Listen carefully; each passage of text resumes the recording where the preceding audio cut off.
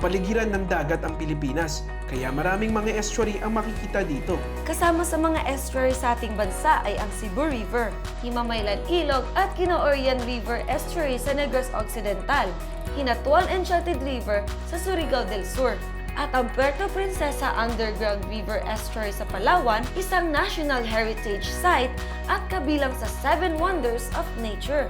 Malapit sa Manila Bay, makikita ang Las Piñas Parañaque Critical Habitat and Ecotourism Area. Binubuo ng Freedom Island sa Parañaque at Long Island sa Las Piñas. May lawak ito na 175 hectares. Ito ay protected wetlands para sa mga hayop at halaman, lalo na mga endangered o nanganganib na mawala. Isang halimbawa, ang Philippine duck na dito lang makikita. Pati na rin ang black stilt, isang migratory bird mula sa New Zealand. Sa natitirang 100,000 black stilts sa mundo, 1% o 1,000 ang makikita dito. Makikita rin dito ang 30 hectares ng mangrove forest. Itunuturing na pinakamalaki sa buong Manila Bay Area.